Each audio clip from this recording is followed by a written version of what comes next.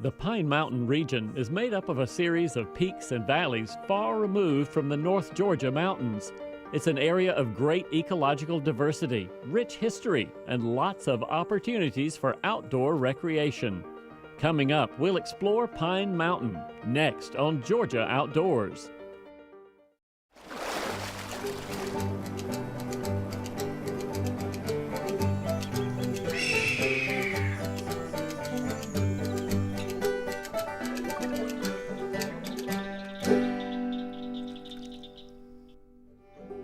Funding for Georgia Outdoors has been made possible by a grant from Mary Hall Singleton and by the Imlay Foundation. Located in the middle of our state, Pine Mountain is one of Georgia's best-kept secrets, and there are plenty of reasons to visit. The breathtaking views of Pine Mountain's highest point and President Franklin Delano Roosevelt's favorite picnicking spot, Dowdall's Knob. The majestic walls of Spruill Bluff State Park, where the Flint River cuts through the Pine Mountain belt. The fantastic azalea blooms and other attractions at Callaway Gardens. The miles of lush vegetation and abundant wildlife along the Pine Mountain Trail. Or the fascinating history at Warm Springs, home of FDR's Little White House. The name Pine Mountain refers not only to the mountain itself and the adjacent city, but also to a series of mountains that stretches across central western Georgia. On average, the peaks that make up the Pine Mountain belt tower a full 1,000 feet above sea level. Though distant from its sister mountains in the north, the Pine Mountain belt is actually part of the Appalachian Mountain Range. Georgia contains all 5 of the major geologic provinces that you have in the Appalachians. And the Piedmont is the zone between the fall line, the coastal plain, up to the Blue Ridge Mountains. The interesting thing about Pine Mountain geologically is that it's more like a piece of the Blue Ridge Mountains that's stuck out in the Piedmont. This chain of peaks and valleys is rich with diverse plant and animal life and countless opportunities for outdoor recreation. The city of Pine Mountain is home to such popular destinations as Callaway Gardens and Roosevelt State Park, named for President Franklin Delano Roosevelt, who called this area his Georgia. Roosevelt State Park is actually the largest state park in Georgia. It's got 10,000 acres. The main recreation sort is the Pine Mountain Trail. The Pine Mountain Trail is 23 miles of trail that goes around the whole perimeter of the park. Roosevelt State Park is also home to Roosevelt Stables, which offers a variety of different horseback rides along the trails of Pine Mountain. We have 28 miles of trails into the state park. We have 1 to 4 hour rides, lunch rides, overnight rides, wagon rides. Well, we have anywhere from 24 to 30 horses available here. Tries to come up close on another horse, pull back on him, pull towards your belly button to slow him down. We can do large groups. We welcome Girl Scouts, Boy Scouts to come. We can accommodate them as far as the number of horses that we have available. Remember how I told you slow down, pull back towards your belly? All right. We'll take care of it. We're one of the few in the state of Georgia that offers guided trails in the state park. There's other state parks in Georgia that you can ride your horse, but you have to own your own horse. The nice thing is that you don't have to travel up to North Georgia to get the same effect that we get here in middle Georgia. It's real rocky here in the middle of Georgia. It's kind of unusual. We are about to go on a ride through history. The folks at Roosevelt Stables have also put together a ride which combines the joy of riding the trails and the fascinating history of the region. They call it the Ride Through History.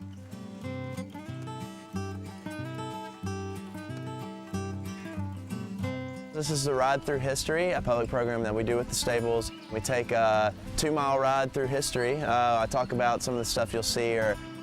Now, as Roosevelt became president, he was the only president that was elected for 4 terms. The very first part, what I mainly talk about is the Creek Indians that were found in this area. They were the first people that lived in this area. And then as we move on, we start talking a little bit about King, and that's what the road's named after, King's Gap. He was one of the first colonial people that came to this area.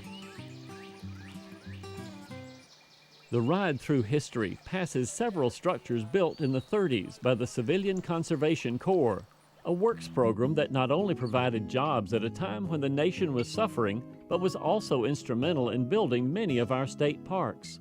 The Civilian Conservation Corps was one of the things that came out of the New Deal in the 1930s, and it actually provided jobs to a lot of people after the economy just totally crashed after the Great Depression. From the rustic visitors center to the iconic Liberty Bell Pool, the Civilian Conservation Corps put great care and craftsmanship into many of the structures at Roosevelt State Park. There were 35 CCC camps in Georgia, and they did a lot of conservation work in U.S. forests and national parks and in Georgia state parks. They did a lot of the facilities in some of our most beautiful parks. You see the massive rocks, the beautiful wrought iron hinges and doors, all of the latches, the shutter keepers, all the things that they built. The trails, we're still using them.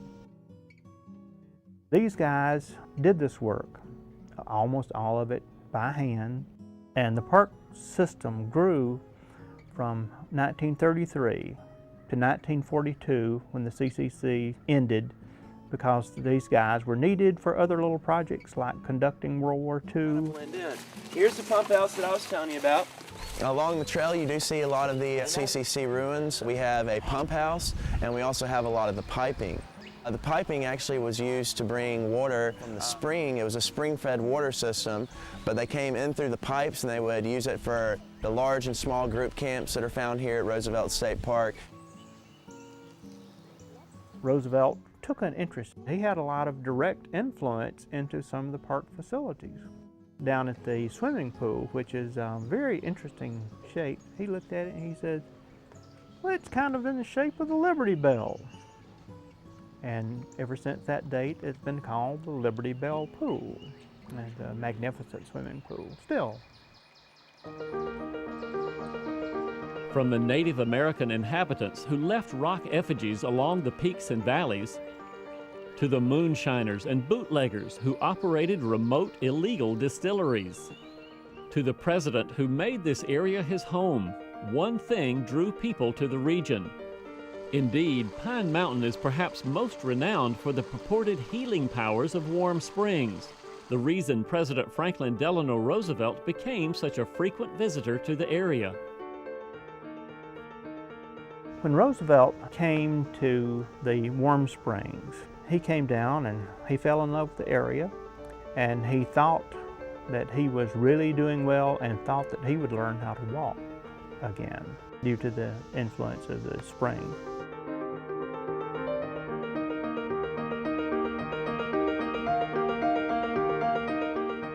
It was on October 3rd, 1924, Roosevelt took his first swim in the warm springs. Roosevelt, for the first time, was able to feel his toes move. For the first time in 3 years, that right there was a miracle in Roosevelt's life. He attributed it to the water, and he said he was making plans to come back in the following spring, April of 1925. By 1926, he was buying the properties around here. He was going to turn it into a combination resort and a combination health spa for polio patients. The water that Roosevelt found so therapeutic seeps downward 3,800 feet through several geologic layers from the top of Pine Mountain, heating up to around 120 degrees as it travels. As it travels down towards the center of the earth, it hits this fault line. And when it hits that fault line of rock, it's forced up out of the ground and it's cooling down on itself to where it exits the ground at around 88 degrees. It comes out of the ground around 900 gallons a minute. Today it's capped over and the water is used and pumped up to the Roosevelt Warm Springs Institute, where it's used for therapy In the 3 pools they have up there, they have a therapy pool, a recreational pool, and an outdoor pool. And today the Warm Springs also feeds the little White House and all the cottages and schools and dormitories and hospitals on the foundation property. Roosevelt founded the Georgia Warm Springs Foundation in 1927. He believed in the project so thoroughly that he invested nearly 2/3 of his fortune in it. Now called the Roosevelt Warm Springs Institute for Rehabilitation, it's an internationally recognized rehabilitation facility, providing services for people with many different types of disabilities. But it wasn't Roosevelt who was the first to find the springs therapeutic. Warm Springs, a lot of people date the history of this place to Franklin Roosevelt, but our history actually goes back much farther. The Warm Springs were really first discovered by the Indians, who had a belief that this place had magical healing properties. And it was actually a safe haven for tribes who might be carrying on battles and wars against each other. They could bring warriors here and leave them in the springs until they were better. One reason the water is so great is we warm the water here to 89 to 91 degrees. So the water is a lot warmer than like a public pool may be. So when people get in, the joints are warmed up, the muscles are warmed up, so they can have a lot more range of motion than they might have if they were doing land exercises.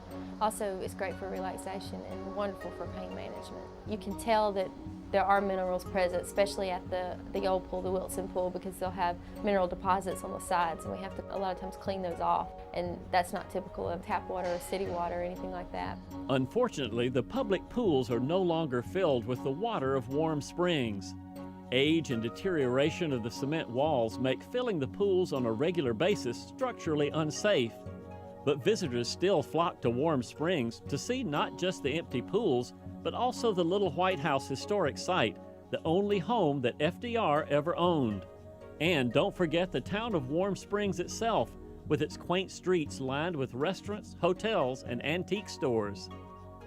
But the town of Warm Springs owes its present popularity not just to the spring water, but also to the dynamic personality of Franklin Delano Roosevelt, who spent many holidays here. Some residents and rehabilitation patients still remember him. It was a great time when you would come to Warm Springs. The whole town would turn out and get ready for him. Patients looked forward to him coming. He would drive his 38 Ford from the train station, the Southern Railway, and come back to Georgia Hall. This is the first and last thing he would do, to come see the patients. They would gather in a semicircle out in front of the portico of Georgia Hall and welcome him back. We look forward for him coming. They put on plays for the president, and we would have a lot of activities here. It was just a great time. On April 12, 1945, President Roosevelt died in Warm Springs while having his portrait painted at the Little White House. A funeral train brought the president back to Washington from Warm Springs. And then 10 years later, to the day, we got the vaccine for polio on April 12, 1955. Due to the March of Dimes, due to Roosevelt coming to Warm Springs, due to the water coming out of the ground. Today, visitors can view the portrait and visit the house that Roosevelt called home at the Little White House Historic Site, one of 18 historic sites in the state park system. A statue of the former president sits at his favorite spot just a few miles away, gazing across the awe-inspiring vista at Dowdall's Knob, just one of the many sights to see at Pine Mountain.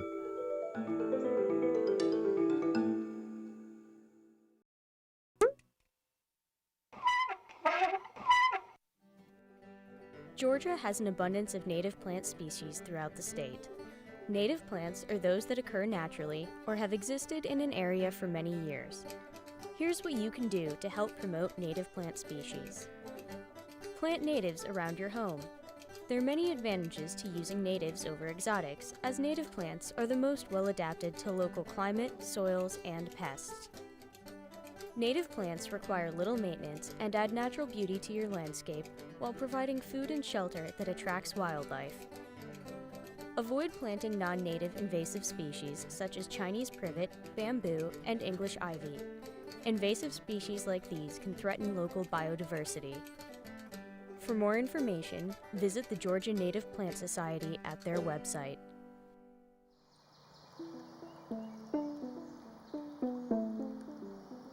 Because the elevation of Pine Mountain is so much higher than the rest of the Piedmont, the region is a veritable melting pot of plant life.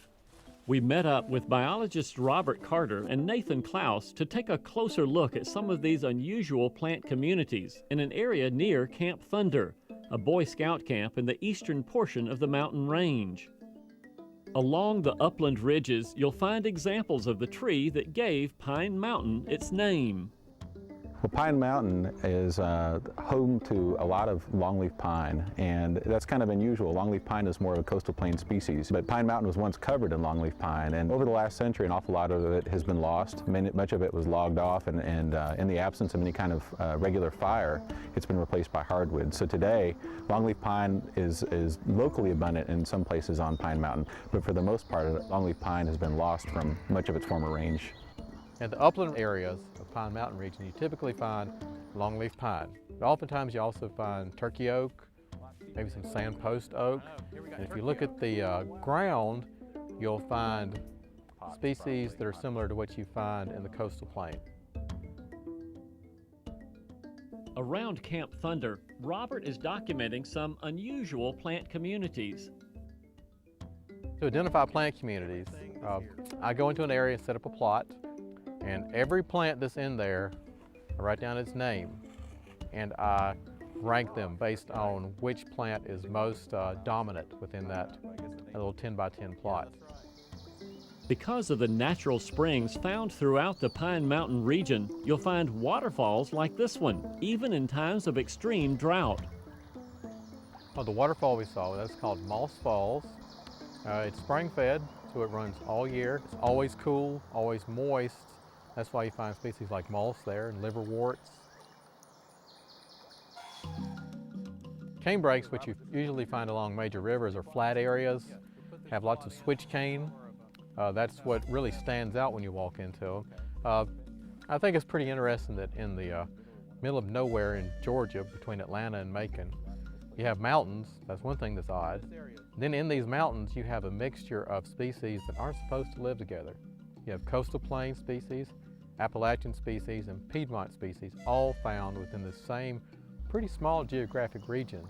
So it's really fascinating. That's what drives me to study these. And because they're so unique, it's probably important for us to try to protect them and maintain them so that future generations can come out and see these really unique areas. Biologist Nathan Klaus also has a keen interest in studying the diverse plant and animal life of this region. Good. Got it right through the middle. One thing that draws me to Pine Mountain as a biologist is it has never been farmed. Most of it is so rocky and dry that it has never been plowed up, unlike most of the rest of Georgia. And so the native plant community there is just spectacular. The native worm season grasses are abundant, and as a result, a lot of the wildlife is still there that has been lost from the rest of Pine Mountain from our legacy of farming. In 2006, while walking the Pine Mountain Trail, Nathan made an important discovery: a large, mature American chestnut tree, a once abundant species, but now virtually extinct. American chestnut was the dominant tree of the eastern deciduous forest. It ranged from up in New England all the way down into Georgia and Alabama. It is a very large tree when it grows in a good site. Some of them got up to 8-10 feet in diameter and even larger.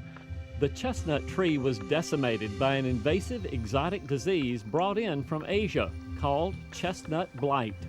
Well, the blight is another example of an invasive exotic problem. You hear a lot about kudzu and things like that, Chinese privet, and a lot of plants are sort of notorious for being invasive exotics. But there are actually a lot of forest health pests that are invasive exotics also. The Chinese chestnut brought in the chestnut blight in the late 1800s when the chestnut was imported. The blight was brought in accidentally, and that blight quickly spread throughout the eastern U.S. and wiped out almost all of our chestnuts in the 1930s and 40s.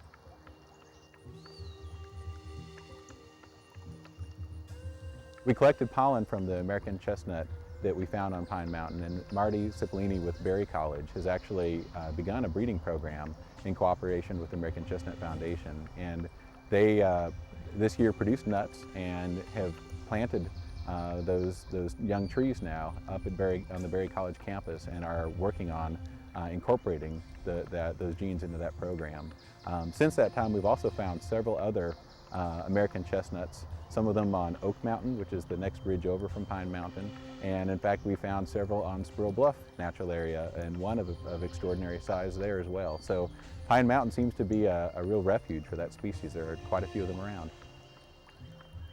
There are many other unusual plant communities along the Pine Mountain range. Nathan took us to one of his favorite spots.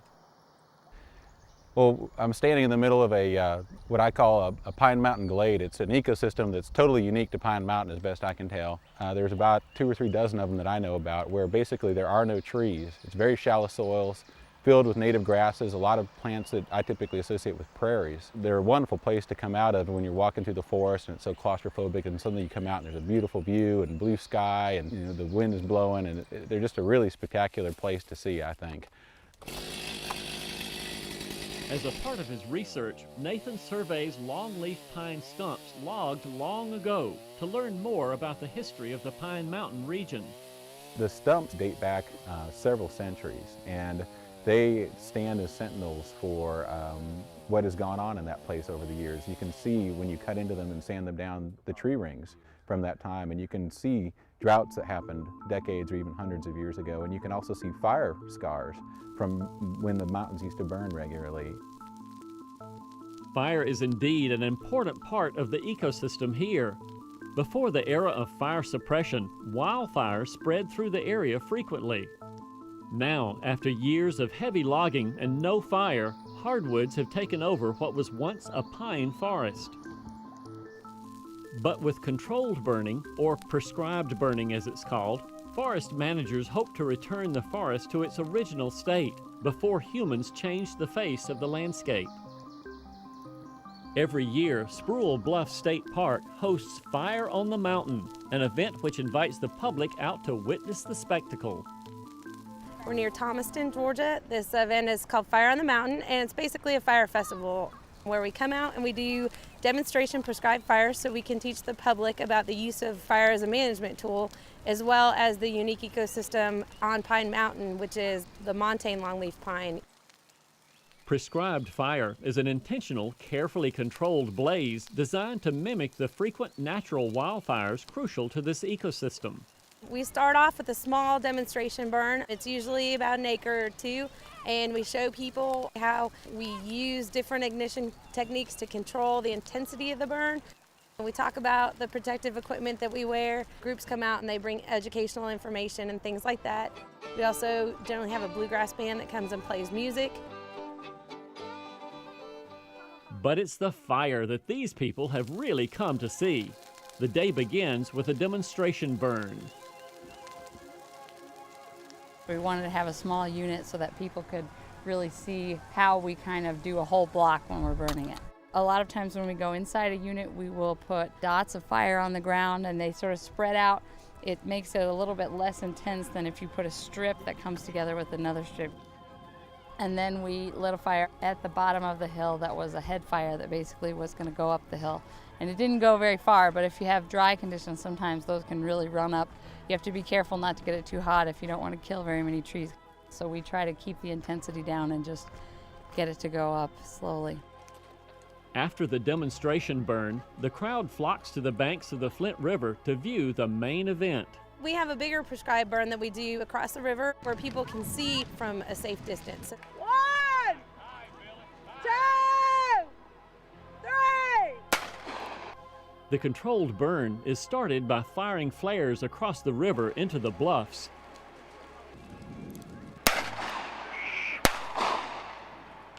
As exciting as the fire is to watch, it's land management and ecosystem preservation that's truly important here. This is a really good educational opportunity. So now we're realizing that fire isn't necessarily bad, that there are times when fire is a really good tool, and so we want to let people know that message. And we want people to see that you can actually start a fire in controlled conditions and just burn very mildly in the understory and really do a lot of good. Managing this land properly is especially important because of the extremely rare montane longleaf ecosystem here.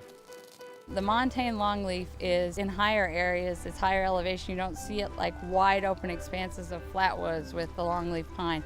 Many of the areas where fire has been excluded, the longleaf pine have been replaced with hardwoods in the understory. They really need that fire to come across and to open up that area so those young pine trees can come up and get hold and start to come up into the canopy. Longleaf is gone from most of its historic range, especially in this part of the state. Here on Pine Mountain, we have an association of longleaf pine and Georgia oak that occurs nowhere else in the world. And this part of the state is very unique. It's sort of a little pocket where we still have some of these pines left, and we'd really like to do our best to bring back more of a natural condition in this area where we had them before. Whether viewing the spectacle of fire, exploring the area via horseback, or walking in the footsteps of history, Pine Mountain offers outdoor enthusiasts an abundance of opportunity to get out and enjoy, from the ridges to the valleys.